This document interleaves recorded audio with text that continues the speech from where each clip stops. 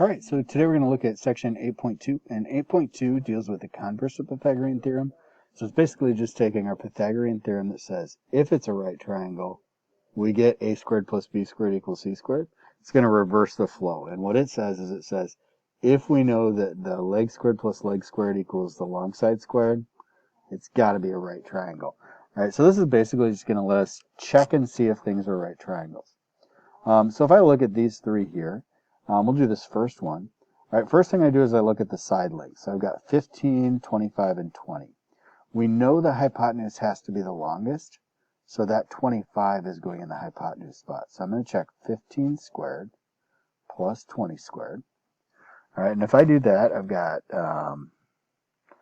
15 times 15 plus 20 times 20, and that gives me 475. Now, 475 is not equal to 25 squared.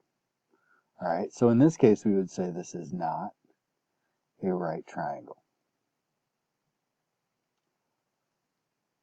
All right, if I jump to the next one, we look for the long side again. That's RS. So I'm going to set up 12 squared plus 17 squared. All right, so I've got 12 squared, which is 144, plus 17 squared.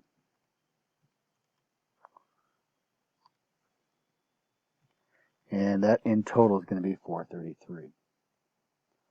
All right, so now I need to check. It's 22 is what we're comparing against. I'm pretty sure that's not going to be correct, but we'll double check it. So we'll do second. We'll just do 22 times 22, which is 484. All right, so this does not equal 484, which is 22 squared. So this is not a right triangle. All right, and then our last one here, we've got 15, 24, and 29. All right, 15 squared plus 24 squared. All right, 15 times 15 plus 24 times 24 gives us an 801.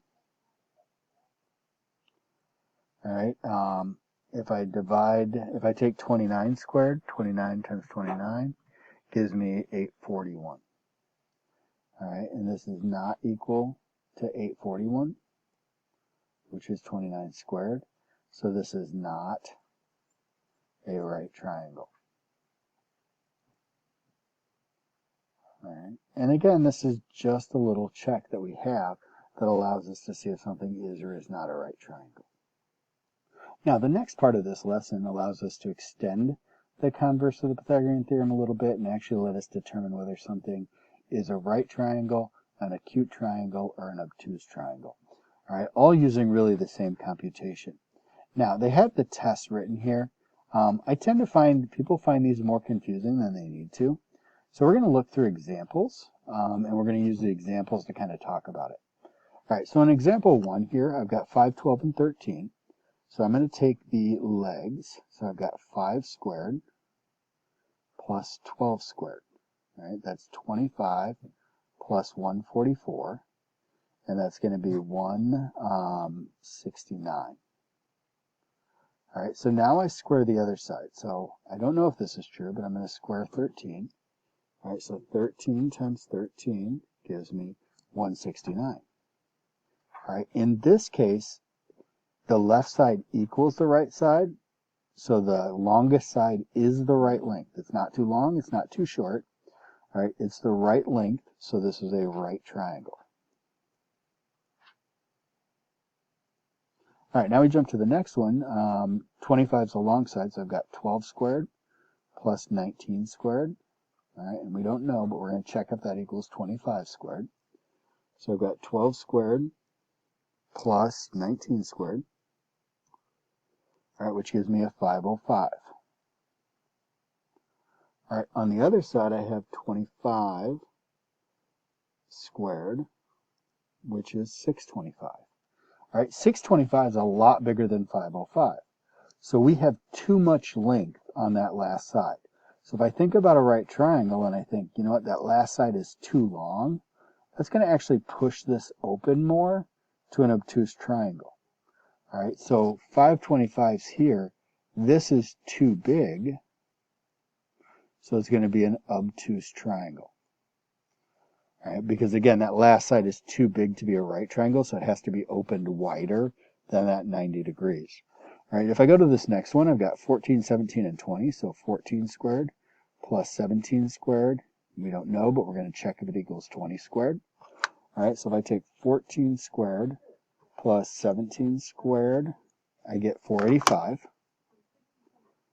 All right, and then when I go to 20, 20 is going to give me 400. Now this time I don't have enough.